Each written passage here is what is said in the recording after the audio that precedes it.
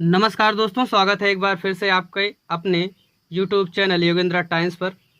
दोस्तों, आज हम स्पेशल एपिसोड लेके आए हैं आपके लिए करंट अफेयर से रिलेटेड, जिसका पहला वीडियो आज आपके समक्ष जा रहा है। दोस्तों, इसमें हम सप्ताह भर के करंट अफेयर पर चर्चा करेंगे, ऐसे बिंदु जो एग्जाम पॉइंट ऑफ व्यू से आपके लिए महत्वपूर्ण हैं।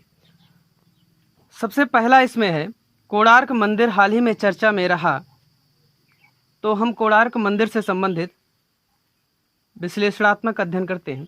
दोस्तों, कोणार्क मंदिर इसलिए चर्चा में आ गया क्योंकि नवीन एवं नवीकरणीय ऊर्जा मंत्रालय द्वारा इस पूरे शहर को ही एक योजना बनाई गई है। इसके तहत दोस्तों, शहर भर में लाइटिंग तथा अन्य ऐसे समस्त इक्विपमेंट्स की व्यवस्था की जाएगी जो सोलर सिस्टम पर आधारित होंगे। इसी के तहत कोणार्क सूर्य मंदिर का भी सोलराइजेशन किया जाएगा। दोस्तों, यहाँ से कोणार्क सूर्य मंदिर भी चूँकि चर्चा में आ गया है, इसलिए क्वेश्चन पूछने की संभावना प्रबल हो चली है। दोस्तों, कोणार्क का सूर्य मंदिर उड़ीसा में स्थित है, जिसका निर्माण गंग वंश के शासक नरसिंह देव प्रथम ने करवाया था। बताते चलें कि 1984 में यूनेस्को द्वारा कोणार्क के सूर्य मंदिर को विश्व विरासत स्थल का दर्जा दिया गया था। दोस्तों, ये जो सोलराइजेशन के लिए योजना चल रही है, इसका संपूर्ण वहन केंद्र सरकार द्वारा किया जाएगा। अब चूंकि उड़ीसा राज्य चर्चा में है, इसलिए यहाँ के स्थापत्य से संबंधित दो महत्वपूर्ण तथ्यों के बारे में भी एग्जाम में पूछा जा सकता है। एक तो यहाँ पर लिंगराज मंदिर है, जो कि भुवनेश्वर में स्थित है। दूसरा जगन्नाथ मंदिर है, जो कि पुरी में स्थित है। तो दोस्तों, कोणार्क के सूर्य मंदिर से संबंधित ये पहला हमारा बिंदु था। दूसरा हमारा बिंदु है पश्चिमी घाटों के संरक्षण से संबंधित सरकार द्वारा किए जा रहे प्रयासों से। इसमें हाल ही में पश्चिमी घाट से लगे हुए 6 राज्यों ने सीमांकन रिपोर्ट प्रस्तुत की है। इन राज्यों के नाम आप याद रखिएगा, गुजरात है, महाराष्ट्र है, गोवा है, केरल, कर्नाटक और तमिलनाडु है। दोस्तों, पश्चिमी घाट के संरक्षण हेतु गाडगिल समिति का गठन 2010 में किया गया था।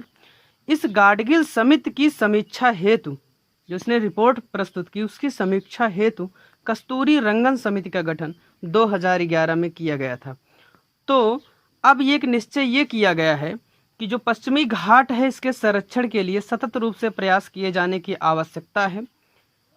यहाँ पे मानव हस्तक्षेप कम से कम किया जाए, विनिर्माण कार्यों को इस तरीके से किया जाए जिससे प्राकृतिक स्थलों का विनाश कम से कम हो। इन्हीं सभी बिंदुओं को समाहित करते हुए कस्तूरी रंगन समिति को लगभग पूर्णतया मान लिया गया है। दोस्तों, हमारा तीसरा बिंदु है आज के करंट अफेयर प्रोग्राम का भू टेक्सटाइल। हाल ही में चर्चा में रहा शब्द जियो टेक्सटाइल्स उस समय चर्चा में आ गया जब गांव में बनने वाली सड़कों के लिए इसका प्रयोग करने का निर्णय लिया गया। आपको बताते चलें कि चूंकि गांव में जो सड़कें बन रही हैं, उनके सामने जो सबसे बड़ी प्रॉब्लम इस समय आ रही है, वो है रिपेयरिंग की। इतनी ज़्यादा उन पे सरकार के खर्चे आ रहे हैं कि सरकार को इस दिशा में भू टेक्सटाइल के प्रयोग के बारे में सोचना पड़ा। दोस्तों, भू टेक्सटाइल ये नारियल से प्राप्त होता है और नमी के प्रतिरोधक के रूप में कार्य करता है। इसका प्रयोग एक तरीके से मैटिंग के रूप में किया जाता है, अर्थात ये एक तरीके से पानी को रोक देता है। और सड़क के लिए जब पानी अंदर नहीं जाएगा तो सड़क दीर्घकालिक रूप से चलती है। यह एक तरीके का 100% प्राकृतिक फाइबर होता है, जो कि नारियल की भूसी से प्राप्त होता है। यह आपसे पूछा जा सकता है किससे प्राप्त होता है? नारियल की भूसी से प्राप्त होता है। तो भू टेक्सटाइल हाल ही में चर्चा में रहा शब्द, ये सड़कों के निर्माण में इसका प्रयोग किया जाएगा। दोस्तों, हमारा चौथा बिंदु है आज के करंट अफेयर प्रोग्राम का क्वांटम इंटेंजमेंट। दोस्तों, क्वांटम उलझाव, कोलकाता के वैज्ञानिकों ने हाल ही में एक शोध किया जिसके तहत उन्होंने पाया कि जो भी इलेक्ट्रॉन की एक जोड़ी आपस में रहती है, वो इन्हें इंटेंजेंट पोजीशन में नज़र आती है।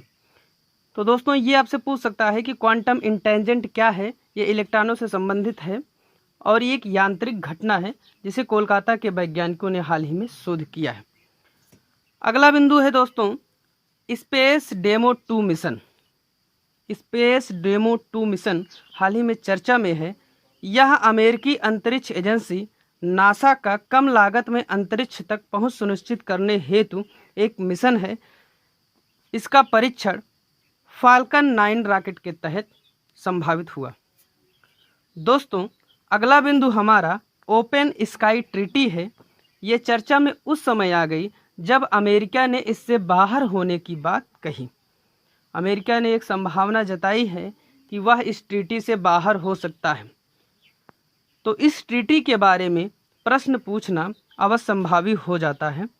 इस ट्रीटी के बारे में हम इतना आपको बताते चलें कि यह संधि 1992 में हेलसिंकी में हुई तथा 2002 में यह लागू हुई। इस संधि के माध्यम से ये किया गया है कि एक दूसरे के क्षेत्रों में निगरानी प्रोग्राम्स चलाए जा सकते हैं। वर्तमान में इस संधि के 35 सदस्य हैं। तो चूंकि मॉस्को और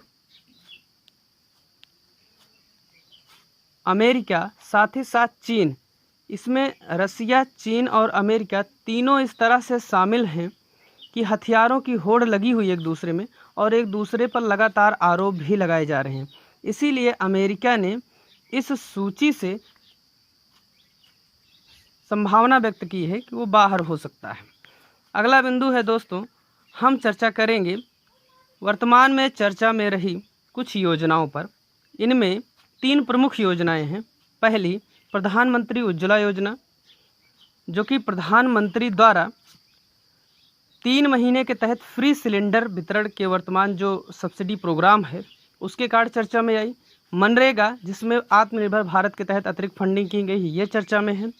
प्रधानमंत्री ग्राम सड़क योजना, जिस पर रोजगार सृजन के लिए कार्य करने हेतु बल दिया जा रहा है। तो ये 3 योजनाएं चर्चा में हैं जिस पर प्रश्न बनते ही हैं, इसलिए हम तीनों योजनाओं को आज पढ़ेंगे। इसमें पहली योजना हम पढ़ते हैं प्रधानमंत्री उज्ज्वला योजना। इसकी शुरुआत 1 मई 2016 को हुई। इसका उद्देश्य गरीबी रेखा के नीचे जो परिवार हैं उनको एलपीजी कनेक्शन मुफ्त में प्रदान करना है। इस योजना के तहत जो हम सिलेंडर लेते हैं उस पर 1600 की सब्सिडी केंद्र सरकार द्वारा दी जाती है, जिसके कारण वह हमें मुफ्त मिलता है।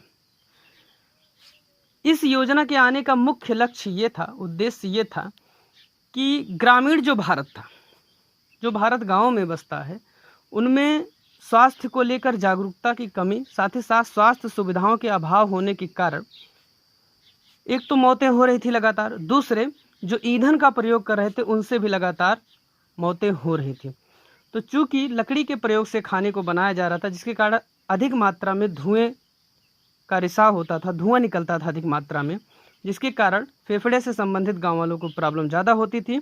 इस समस्या को दूर करने के लिए सरकार ने इस योजना को लाया और अभी तक लगभग 6.8 करोड़ लोगों को मुफ्त में सिलेंडर बांटे जा चुके हैं। और भारत सरकार ने, जो कि पहले इनका लक्ष्य था 5 करोड़ का, जो कि उसे हासिल कर लिया, अब 8 करोड़ सिलेंडर देने का इन्होंने लक्ष्य निर्धारित किया है। दोस्तों, इसी बिंदु के तहत दूसरा हम पॉइंट मनरेगा पर चर्चा करते हैं। मनरेगा चूँकि चर्चा में है इसलिए यहाँ से क्वेश्चन बन सकते हैं। तो मनरेगा नरेगा अधिनियम 2005 के तहत आई और 2 फरवरी 2006 से लागू की गई प्रायोगिक तौर पर। पूरे भारत में 2008 से लागू हुई, बाद में इसका नामकरण मनरेगा कर दिया गया। इसका कार्यान्वयन ग्रामीण विकास मंत्रालय के तहत किया जाता है। तो मनरेगा बेहद चर्चा में है। इसमें सरकार ने अतिरिक्त फंडिंग की है आत्मनिर्भर भारत के तहत।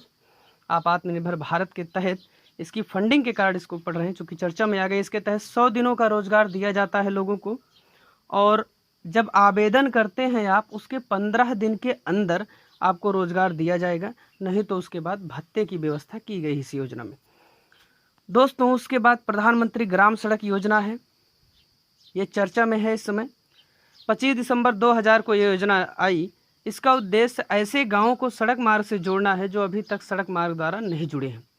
इसके तहत केंद्र सरकार 60% पैसा तथा राज्य सरकारें 40% खर्च का वहन करती हैं, तथा जो विशेष राज्य हैं अर्थात पूर्वोत्तर भारत और उत्तराखंड, जिन जिन राज्यों को विशेष राज्य का दर्जा मिला है, वहाँ पर 90% पैसा केंद्र सरकार तथा 10% राज्यों को वहन करना होता है।